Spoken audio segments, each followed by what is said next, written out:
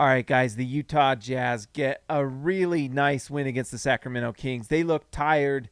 They looked distraught. They looked sick. I don't know what it was. The energy was not there, but they found a way to overcome and beat the Sacramento Kings. This is the Hoops Nerd postgame show.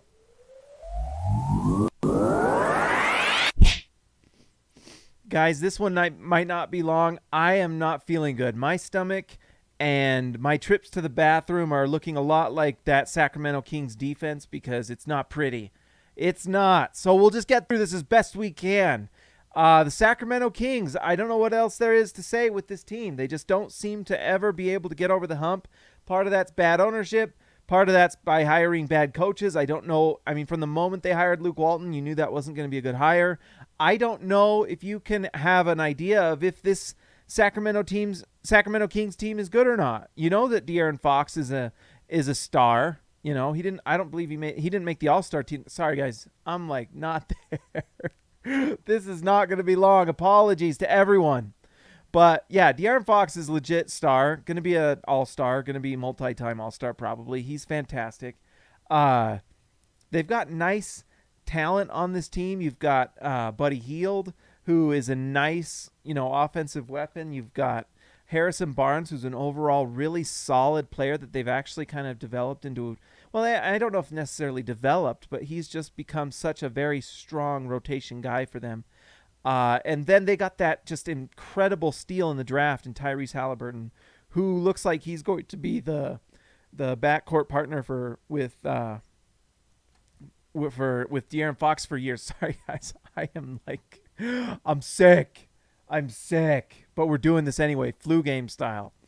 It would be nice for the Kings to find like a nice general manager and a nice coach, because everything that they do outside of just like the talent on the floor is just horrific.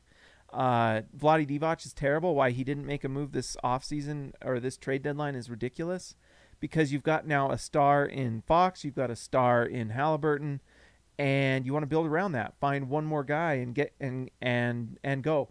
James, Fidel, I do not have COVID. My wife got tested actually last week because she was kind of sick. My kids were throwing up. She tested negative.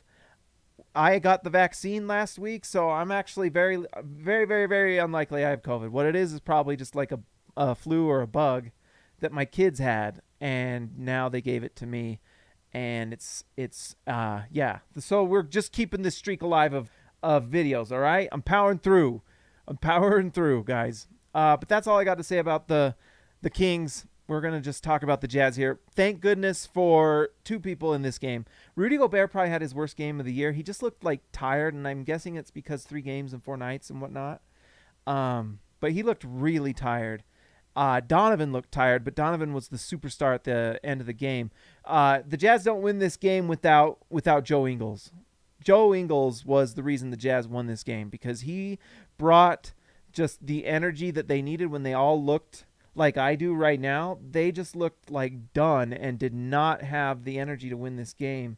And Joe Ingles comes in and is a plus 27 for the game. He scores 20 points. Joe Ingles was a plus 27. That's like LeBron James type plus minus. That's out of this world, guys. Joe Ingles is having one of the best seasons that no one talks about enough. He's just been unreal, and Joe Ingles won this game for the Jazz. Joe Ingles and Donovan Mitchell. Donovan Mitchell, didn't have a great shooting night, and if you watched his post-game interview, it was good. The crowd cheered MVP for him, which was fun, and I love it, and it's nice to see fans in the crowd. But he didn't have a great shooting night, 12 for 31, but those 12 buckets he made were vital.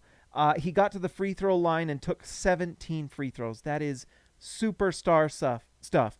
Donovan Mitchell won this game with just grit and toughness, and at the end of the game, he just made bucket after bucket.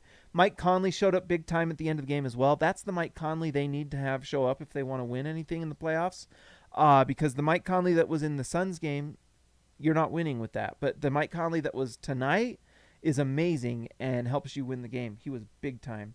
Guys, I'm not going to lie. I feel terrible. Joe Ingles, Donovan Mitchell were the show. Normally we would go longer tonight. I wish Rudy Gobert wasn't so tired. And Jordan Clarkson, is resting, and I'm actually happy because I think he's been hurt, and we need Jordan Clarkson at 100%. Let's shout out All-Stars. Cody Strickland, Mitt Robach, DW to CB, Darren Williams to Carlos Boozer, Jorge Arizaga, Lee Christensen, Shan Therick, Ryan Perry, the legend, Justin Ty H, Patrick Akubo, Robert Hall, and DW. Oh, and we got Connor, a new member of the team. Welcome to Rookie Connor. I smell someone with potential who can work their way in the rotation. Thank you for joining the team, Connor. I appreciate it. It's so good to have you. Guys, I'm really sorry. Normally these go longer. I feel terrible. Something has to come out of my rear end right now. Sorry, just being honest. I will like and subscribe to the channel. If you want to be like Connor and join the team and be a part of this crew, make sure you join right there.